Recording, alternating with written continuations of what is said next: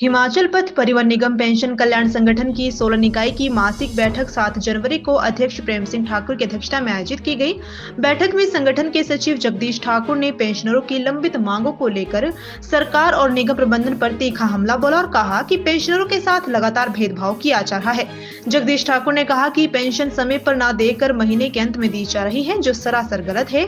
उन्होंने पेंशन को उम्र के आधार पर किस्तों में देने के फैसले को भी अन्यायपूर्ण बताते हुए इसे तुरंत वापस लेने की मांग की। उन्होंने कहा कि साल 2016 से 2022 तक का वेतन आयोग एरियर आज तक नहीं मिला, जबकि अन्य विभागों को भुगतान हो चुका है। उन्होंने बताया कि 2022 से लंबित मेडिकल बिलों का बकाया करोड़ों में पहुंच चुका है और गंभीर बीमारियों से जूझ रहे पेंशनर परेशान है। डीए और नाइट ओवर टाइम के भुगतान न होने पर भी उन्होंने नाराजगी जताई। अंत में जगदीश ठाकुर ने चेतावनी दी कि यदि मांगे नहीं मानी गई तो पेंशनर आंदोलन का रास्ता अपनाएंगे। सबसे पहले तो मैं आपका धन्यवाद करता हूं, जो कि आप लोग हमारी आवाज़ को जो है जन जन और सरकार तक पहुंचाते हैं। इसके लिए मैं संगठन की तरफ से, पथ परिवहन पेंशन कल्याण संगठन की तरफ से आपका धन्यवाद करता हूं। आज हमारी मासिक बैठक है और आज की बैठक जो है हमारे माननीय अध्यक्ष श्री प्रेम सिंह ठाकुर जी की अध्यक्षता में हो रही है। और आज जो है हमारा थोड़ा रोष प्रदर्शन भी है और रोष प्रदर्शन का जो कारण है वो हमें जो है पेंशन समय पर नहीं मिल रही है। लगभग काफ़ी लंबे समय से जो है पेंशन जो है महीने के अंत में दी जा रही है, जिससे जो है हमारे जितने भी सेवानिवृत्त साथी हैं उनको बड़ी कठिनाई का सामना करना पड़ रहा है। और हमारी सरकार से यही निवेदन है, प्रबंधन सरकार से, कि हमें जो है पेंशन समय पर दी जाए। पेंशन 1 तारीख को मिलनी चाहिए और पेंशन एक मुश्त मिलनी चाहिए, क्योंकि इन्होंने एक नया फरमान जारी किया है। लगभग पिछले महीने से जो है इन्होंने पहले 65 साल से ऊपर वालों को पेंशन जारी की, उसके बाद 64 साल वालों को, उसके बाद 63 साल वालों को, और बाकी जो बच गए उनको जो है अभी जनवरी की 2-3 तारीख को जो है तक जो है हमारे को पेंशन डाली गई है।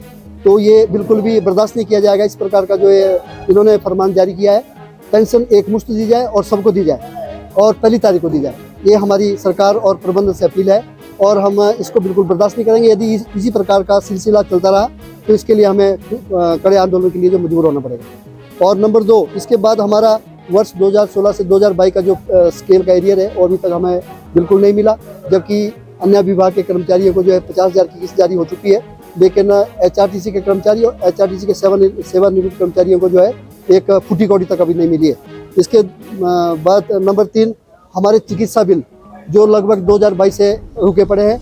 2022 से लेकर लगभग हमारा 14 करोड़ रुपये जो है देनदारी हो गई है और हमारे बहुत से हमारे साथी जो है क्रोनिक पेशेंट हैं, जिनका जो है किसी का डायलिसिस हो रहा है, किसी की किडनी की प्रॉब्लम है और किसी का कोई कैंसर पेशेंट है, उनके लगभग 8 और 10 लाख के करीब जो है उनके बिल जो है एक व्यक्ति के हो गए। उनको भी जो है बिल्कुल कोई पैसा नहीं दिया गया है और लगभग ये 14 करोड़ की देनदारी हो गई है, लेकिन सरकार ने अभी तक इसके बारे में कोई एक भी पैसा नहीं दिया है। अभी हाल ही में हमारे जो अक्टूबर में 12 अक्टूबर 2024 को पिटरॉम में माननीय मुख्यमंत्री महोदय ने कहा कि आपको जो है 100 करोड़ रुपए का पैकेज और 9 करोड़ रुपए जो है चिकित्सा भत्ता के लिए जारी किया जाएंगे, लेकिन अभी तक जो है हमारे को 9 रुपए तक नहीं मिले। तो ये सब झूठी घोषणा है। सरकार जो भी घोषणा करती है वो सब झूठी है, धरातल में कुछ नहीं है। इसके बाद हमारा नंबर 4, चिकित्सा अपने नाइट ओवर टाइम, हमारा जो 2018 से नाइट ओवर टाइम जो बिल्कुल नहीं दिया गया सरकार द्वारा, और इसमें हमारे जो पेंशनर्स है उनका भी पड़ा हुआ है, लंबित है। तो हमारा सरकार से निवेदन है कि इसको जो है समय रहते हुए इसको अदा किया जाए, और ये भी लगभग 100 करोड़ से ऊपर की देनदारी हो चुकी है। इसके बावजूद नंबर 5, 31 अक्टूबर 2024 को जो है सरकार ने 3% दिए हिमाचल प्रदेश के कर्मचारियों और एचआरटीसी में जो सेवारत कर्मचारी है उनको जारी कर दिया है। लेकिन बड़े खेद का विषय है कि आज तक जो है हमारे लगभग 8500 सेवानिवृत्त जो हमारे कर्मचारी है उनको 3% डीए की किस्त जारी नहीं की है, और ये भी एक बहुत ही सौतेला व्यवहार जो सरकार हमारे साथ कर रही है। तो हमारी सरकार से निवेदन है कि ये 3% डीए जो है पेंशनरों को जल्दी जारी किया जाए। इसके बावजूद नंबर 6, हमारे जो वरिष्ठ नागरिक है उनको हर जगह जो है आरक्षित किया जाता है, और इसी तरह हम चाहते हैं कि निगम की बसों में भी जो हमारे वरिष्ठ नागरिक है, सेवानिवृत्त कर्मचारी है, उनको भी जो है एक आरक्षण होना चाहिए, क्योंकि उम्र के इस पड़ाव में जो हमारे कर्मचारी अगर कहीं उन्होंने सफ़र करना है तो उसमें जो है उनको खड़े होकर जाना पड़ता है, कोई हमारे लिए सीटों का कोई प्रावधान नहीं है।